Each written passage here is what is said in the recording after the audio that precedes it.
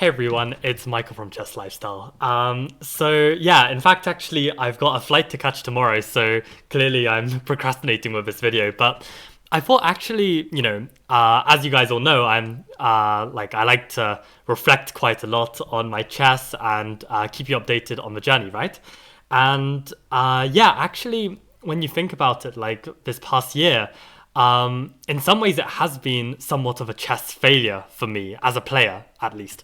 You hear a lot of success stories across all chess influencers and platforms, but you very rarely hear about the raw details of the failures, right? So I thought this might actually be quite useful to you guys, especially anyone considering like trying to grind chess and take their chess to the next level. Maybe you can learn from my mistakes so you don't make them yourself. So I wanted to start by just kind of reminding you guys of like what my goals were as a player. And actually, okay, this is gonna be a bit of an ugly video in the sense that like won't have the time to do too much like clean editing, so we're just gonna have to roll with it. But yeah, basically this video here that you can see, like we're starting the chess grind. I released that in like August 2022, and I was on holiday with some friends in Nice, and I kind of came to the conclusion that I needed to give chess another shot because if we look at my FIDE profile, we can remind ourselves where I was at. So basically around like December 2021, this was like in the height of the pandemic. I basically really fell out of love with chess, and actually my career as like a professional player literally lasted only 6 months at that time. Because basically it was going really well, as you can see in August and September. Then I didn't do so well in November and December. I got very upset and actually properly quit. And the thing is, around that kind of time, I got an opportunity to represent Great Britain in shogi if I were to attain certain achievements and rating goals, and I managed to do it. I managed to play for Great Britain, and that was a whole lot of fun. I kind of did that for another 6 months, and as you can see, I basically, for these months here, I played a lot of shogi, and I actually only played one tournament in May, and I was very disappointed because I paid a lot of money to play in a FIDE tournament, and as you can see, only two of the games became FIDE rated because there were so many unrated opponents. I ended up playing 4 unrated or 3 unrated opponents and didn't gain any FIDE for it. So I felt very demoralized as a result of that, and I didn't really play. But it was only around like July when I made this YouTube video called Restarting the Chess Grind, where I basically discussed my feelings about chess and how I wanted to give it one more shot, right? Because as you can see, I basically gave it a shot of 6 months, and I wanted to try and hit 2200 FIDE. This was basically the ultimate goal, right? So I played, I guess, kind of on and off from August 2022 up until now, and actually from 2023 onwards, I aim to play in a classical tournament every month. And as you can see, it doesn't appear that I've played a classical tournament every month, but just due to the way the tournaments have been rated, sometimes like I'd have 2 tournaments in a month. But on the whole, I was basically playing a tournament every month from January 2023 to December 2023, with basically the goal of trying to reach 2200. And the short and sweet of it really is I basically hit burnout like so many times. Like, I mean, at the start of this whole grind from like August 2022, if we look at my rating from August 2022, where is that? I guess that's around here. I reached my peak actually quite quickly. I mean, I was down at 1965, having dropped from 1995. And I reached my peak of 2002. So that was in the first 2 months of starting this grind. I guess my motivation was very high. But very quickly, I had a very bad tournament, dropped all the way back down to 1950, made a bit of a comeback, and then made a big drop again.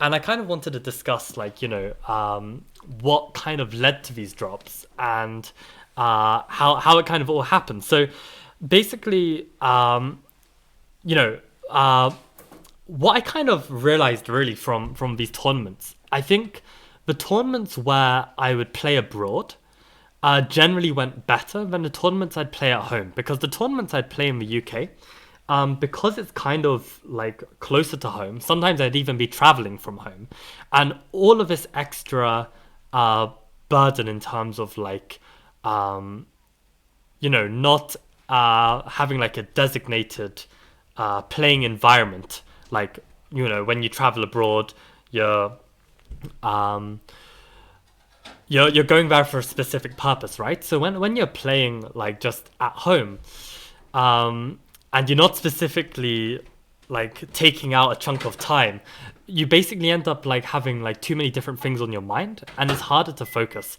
And the other thing as well, I just want to say, like, I think a big mistake was trying to play a tournament a month, because throughout the course of a year, you're going to fluctuate in terms of your mood towards chess. And whenever you're playing a tournament and your mood isn't great, this is obviously going to drastically affect the results. Like, you're not going to be as ambitious, maybe. You just may not have the same kind of fighting spirit that you typically would. So I think having any kind of rigid tournament plan is definitely one step too far. And I think you should probably just plan less rather than more, and stick to tournaments where you're going specifically to play, and probably stick to tournaments where you're going with chess friends who are going to increase your overall morale. I think what can really help is if you go to like tournaments with a player who's slightly stronger than you. Like, that can really be some good motivation to learn from them. And yeah, I mean, for instance, this tournament where I got minus 70 in this month, this was a pretty hard hitting one, but I got minus 42 from just 3 games of chess. And this was in the Bristol Open. And basically, I went to Bristol pretty much to visit my sister. And the chess really was on the side. And I mean, it's worked for me in the past with chess on the side, because like I played in Italy a while back, which is why I even started training chess in the first place. But it didn't work out this time, right? Like, I mean, I was staying up till 4 a.m. catching up with my sister, who I hadn't like spoken to on a deeper level for like, a year at least. So yeah, basically, I just really wasn't. My heart wasn't in the chess. I really wasn't focused, and as a result, I was making a lot of mistakes. So basically, in order to actually gain rating, unless you're severely, severely underrated, you basically have to be very consistent, and you have to basically ensure that you're in a good mood when you play. Otherwise, it's going to be really hard to progress. And I mean, a lot of this I didn't really understand growing up, because as a junior, I actually really didn't feel much pressure when I played chess. Like, I got an article here actually, which is, I think, from the BBC about Bodhana. And for the record, I'm just going to put it out here. I beat Bodhana around a year and a half ago. So the fact that she's so strong now, it kind of rubs salt in the wounds. Like, how can like an 8-year-old progress so quickly, right? And for me, an adult, like it's much more difficult. But one really interesting I think I saw from this interview was that when she got asked if she ever gets nervous in chess, she replied, "No, I just play the board." And for me, like, I actually never got nervous in chess as well. I was even in my university days, like, I wasn't getting nervous. It was only like after I graduated did I first have this like feeling of, I'm actually getting nervous at the board. Like, there's some pressure on the result. And I think like as a result of like making this channel, taking chess full time, so getting students, all of these kind of factors basically added more pressure on me. And actually the cherry on top was actually my friend Ravi made a bet with another guy. He put £500 on my name that I would reach 2200 FIDE by 2024. And as you can see, it is now 2024, and I am miserably below where I even started that goal. I'm still at 1900. So, like, I think all of that added a lot more pressure, and that pressure leads to nerves, and that nerves leads to either ridiculous blunders or, just like poor form, right? So I think reducing the pressure, trying to maximize the tournaments when you're in a good mood, trying to do less is more. It's a bit like with habits. Like, if you try and plan like too strict of a training schedule or too much on your plate, you're just not going to stick to it. You're just going to burn out. So trying just doing a tiny bit is probably going to be better than doing a lot. So these are like some really big things I learned. One interesting thing is actually whether to make a rating goal altogether, right? And what I found for me personally is that actually having a rating goal, I would say on the whole, has probably helped because it kind of gives you more motivation to train. Like it also has helped with like online chess as well, where I've like had a certain rating goal. Like pushing for that rating goal, it forces you to focus, play with more intensity. If you don't really have a goal and you're just kind of saying, oh, I want to improve at chess very loosely, and you just want to enjoy the game, you might have a lot of fun, but you probably aren't going to push yourself to reach the next level. So, I mean, it's kind of a double-edged sword because, I mean, you've also got like, okay, I hate to bring up this case study because, you know, I know the guy and it's kind of like a tragedy in my eyes. But he's actually gained the last month. I'm really glad to see this because this player Erwin Lever, I played him like a couple years ago. And this is the kind of example of where rating goals can really go wrong because like this player like was effectively a FIDE master. I mean, he had some results where he was drawing 2600s, beating GMs, but I think he just couldn't deal with the pressure of reaching 2300, right? And as you can see here, he got so close. He got to 2297 and then proceeded to tilt right back down to 2167, which is where he was 6 years ago, right? Which is insane because like he was literally one game off getting his goal of FIDE master. So these kind of goals can really like mess you up. And actually I had this similar case with my rapid ratings, right? Like I had this goal of getting 2500 in all my ratings and I reached 2498 before not dealing with the pressure. I mean, I only need one more game to get that goal, and yet I'm all the way back down to 2450 again. So these rating goals can definitely add to the pressure, and as I've already mentioned, this pressure can add to stress and nervousness and collapse. But it does give you that motivation to keep playing and not necessarily give up. And actually, in a way, that is why like maybe I'm a bit lost right now with my playing career because I don't really have that goal. I don't really have that rating goal. I don't really have like that, I want to push for National Master, maybe even if I want to push for Grandmaster, right? Like these kind of goals of mine have kind of taken a back foot in recent months, and that definitely has impacted my motivation. So I think that hopefully has like some use to some people out there. But another factor I wanted to say was actually like at some of the peaks of my playing, there were times where like I would even like get a huge minus on my FIDE and I couldn't really understand why. And I think time and time again, it would be because of just lack of tactical ability and calculation. And really the whole issue with that was just I wasn't training tactics. Like in this whole period of where I've tried to be a professional player, I have learned so much about chess, from openings to end games to middle games to styles of play to understanding my strengths and weaknesses. Like all of these things you have to do to improve, but I just was not putting in the training to practice tactics. And I think had I been doing daily tactics, this would be a different story. But you know, I'm the kind of person that likes to learn new things and always, kind of grow as a player and a person when I exert myself in anything. And the idea of having to do something repetitive is just not my cup of tea. But I think ultimately, if you are going to be a professional and you want to reach these goals of like hitting a certain rating, you need to put in that practice and training for tactics.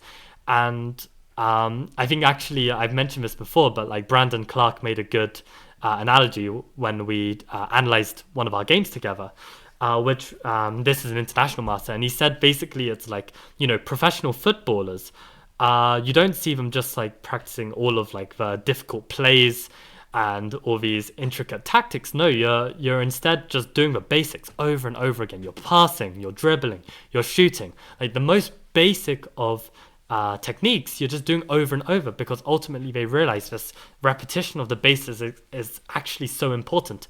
And when I look at these like huge negatives, this wasn't like a lapse of skill. This was more a lapse of like calculation or tactics. And yeah, they came from different areas. Like some, I would be like overconfident that I knew what I was doing in a certain position and then blunder some kind of motif. Some, I would be forgetting to look for a simple check, so looking for in between moves.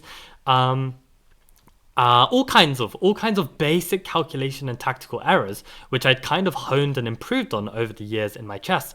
But yeah, when you're not practicing it on the daily, these mistakes are going to creep in.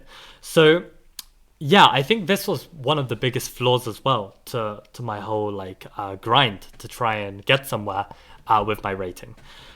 Um, and yeah, as you can see in like I guess like how long has it been? A year and a half of playing chess, like classical chess, um, somewhat professionally. I am basically still at square one.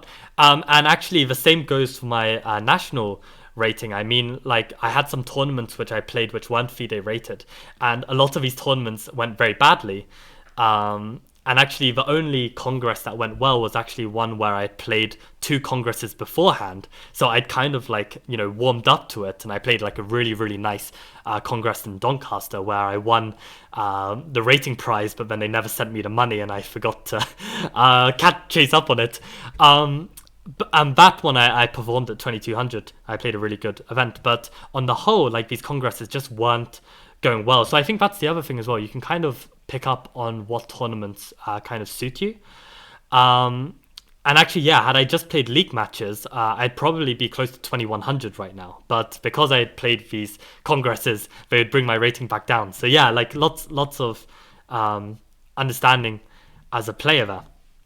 And yeah, as you can see, like I kind of started like before I was a professional, I kind of was at 2050, and right now I'm at 2008. So I've basically gone down over this whole long period.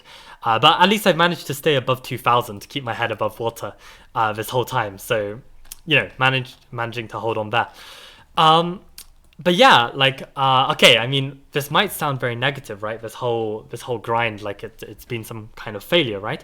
But in a way, uh, there are some small successes, and I would say one that I'm very, very proud of is just my understanding of myself as a player, and also just my ability to play positions that I would have had zero chance of playing before. Like when I got to a level of 180, I was a very linear player, and as a chess teacher as well, I wasn't the best because I really only understood one style of chess. That's all I knew. That's all I could teach.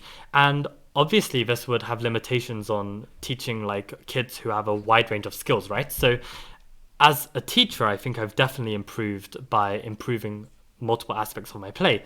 But also, in this year and a half, I have gone through so many changes to my style that I actually feel like I really understand chess. And I also understand myself within chess as a player. And I kind of know exactly where my strong suits are, where my weaknesses are. And I think going forward, if I am to take chess seriously again, I'm going to be in a much better place to go forward and try and reach my goals. So that's really nice. And especially with my openings as well, it's like I feel so much happier that I'm playing positions that just suit me well. And when I play, I'm just making slow improvements to my understanding of these openings. And I know for a fact that it's not going to go to waste because these are openings that I'm going to play for the rest of my life because I'm so happy in them. And it's been a journey because I've really gone through multiple different openings, and it's taken till now to really have tried enough and failed enough to really understand where my openings really suit me best. So that's been great, and actually it kind of shows, especially in my online chess, where basically this blitz bullet rating of 2500. I no longer play bullet on my main account because I'm aiming just to reach 2500 in bullet, blitz, and rapid, right? But I have played a lot of bullet on a hidden account. And for me, it's been no issue staying at 2500. I've even reached new peaks of 2540, I think. And it's been no issue because of this new opening repertoire, right? When I was playing Sicilian, I knew a lot of theory. I had understood, put a lot of work into it, but ultimately, like, I would just get in positions that were just so difficult for me to play, and that would have its consequences. But nowadays, like, I'm just playing these openings that I really understand and gaining more experience in them, and I think in the long term, this is going to be leading to a lot more sustainable growth. So, yeah, that's that point. Like, I think I'm in a better place there. Another small success of mine is that I feel like I'm a lot more confident at playing high rated players. Like, I've lost many games against high rated players in person, but also nowadays, I think I've beaten 4 grandmasters online. I think 2 in Bullet and 2 in Blitz. So that's a real win for me. Like, it feels great. And now, yeah, when I play like a FM, even an IM online, I'm not really phased. Like I feel like I can take anyone on a good day, right? So, yeah, I think, like, in terms of like my overall play, I've reached new peaks. And overall, like, when, obviously you're going to constantly fluctuate, but I feel like I'm fluctuating at a higher and higher level. And that's really good. Like, I think even recently I felt like I had one of my strongest kind of periods where, like, I was training tactics every day. I was putting all of my skills that I've picked up over this year and a half, like, into practice, and I really was playing at my best. So, yeah, this is just great. And I think as well, like, when we talk about chess success, we shouldn't only just look at the ratings, but also, like, what else have we done in chess? And, like, for instance, one thing that I've been wanting to do for a while is set up my own junior initiative in terms of, like, doing trips abroad. And actually, we've managed to do one trip to Skopje, which was really fun, in Macedonia, and that was a great success. And I've written a blog about it here. And the next trip is going to be in May, which is in Izmir, and we're going to have a training camp with Dragon Solak, who's a former top 100 player. And Nicola is going to come and teach as well, and this is going to be fantastic, and we've got multiple juniors signed up to this already. So this kind of stuff, like, I think, like, I'm quite proud of myself in a year and a half to, like, do these kind of initiatives. So for sure, it hasn't been like a miserable experience by any means, and I think, like, there is always this fear of failure when you, like, try and exert yourself, and you make some public announcement, right, that you're going to reach a certain target, and you put everything on the line, and if you fail, then you're a huge embarrassment, right? But ultimately, like, all you can do is try. And ultimately, you're going to learn things on this journey, not only about the thing that you're training for, but also things that come with it. And I think, like, the great thing with chess, compared to, like, any other activity, is, like, if I was a gymnast and I put this year and a half in with, like, all my effort and I didn't make it, the thing is, your body has limitations, and ultimately at some point you're not going to have that second chance. But the thing is, with chess, like, you've got players like Topalov and Anand who are, like, peaking in their late 30s, early 40s, right? So this knowledge that I've put in, and this understanding of myself as a player, this isn't going to go away. Like, sure, maybe certain aspects of my chess will become rusty if I'm not, like, taking it as seriously, but all of this experience is definitely going to pay off. So for me as a player, especially given my style isn't as tactical, so for instance, like, for players who are relying on tactics as their main form of, like, rating gain, these kind of players are the ones who kind of drop off when they grow older because they get less sharp. But I feel like my skills as a player are kind of the opposite. Like, everything else in chess, I'm kind of, like, perfecting and improving in, and it's like the tactics and calculation that is kind of lacking. So I think, the day when I decide to give it another push, I think there's a good chance that something good comes out of it. And also, I think in the coming years, or however many months, I don't know, that depends how my chess mood changes, but I do plan on playing, like, a couple classical tournaments in August of this year. That's already planned. And they're going to be with some friends, they're going to be in great company, and I'm really looking forward to playing. Like, more as a trip on the whole. And I think I will enjoy the classical challenge that comes with it. But it's not going to be like such a rigid, you know, month by month, tournament by tournament kind of experience. And I think that's going to help overall. So, yeah, I would say like this is kind of what I've learned in this year and a half of chess grind. And I hope that you found that interesting as well. And if you are interested in the openings that I've kind of come to the conclusion of, which really suit my style, I discussed a lot of it in my Patreon, so you're welcome to follow. And thank you all of these guys who are supporting me on this, because yeah, it really helps me and gives me motivation to keep making these chess lifestyle videos as well. So I really appreciate the support. So I think that's all from me, really. I don't think there was anything else I wanted to add. Oh, one thing was, if you are interested in like training, I think like one of the best things that I've found for my students is actually getting them involved in chess mood, and also in one of the recent videos I posted about tactics, like this CTR 4.0. I've got a couple students who have gone crazy about that, and yeah, their ratings have just shot up. So CTR 4.0 for tactics, chess mood for kind of strategy and understanding of different aspects of chess. And I think probably that is already enough to get you to like a level of 2000 or higher, at least online. Like, I'm not talking about in person. In person chess is a whole other beast. That comes with a lot of failures in order to make it. And yeah, there's this really kind of famous quote which I love, which is like, the master has failed more times than the beginner has even tried. And for the majority of people, this is really true. Like, the number of failures that you have to make, like the soul-crushing blunders, the soul-crushing losses, in order to actually get somewhere, it's tremendous. It's tremendous. And yeah, that's why it's such an amazing journey as well with chess, because ultimately it is probably the hardest thing I've ever set myself to try and achieve, and it may be the hardest thing ever for me. So that's why it makes it such a worthy kind of like goal and journey to try and follow.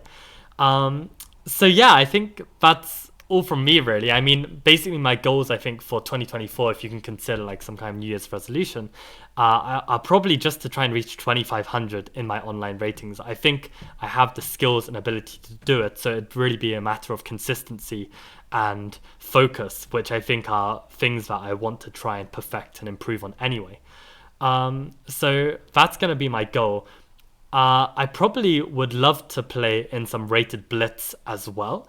But it's just a matter of time for that, because you know I'm doing a lot of work with my students. For instance, creating this trip to Turkey, as I was mentioning, and I've also got a Chessable course coming out. Probably it'll come out in March, and hopefully with a bit of luck, that'll make some good money. And I also think like what I've written so far, it's like really interesting stuff, which hasn't really been discussed in other opening courses on Chessable. So I'm very excited to publish that, and I think there'll be a lot of interesting insights from that course. So yeah, that's pretty much it from me. I'm going to get back to packing. Probably going to head to the chess club for one final session, and hopefully upload this video before my trip abroad. So that is all from me, and I guess see you in the next video.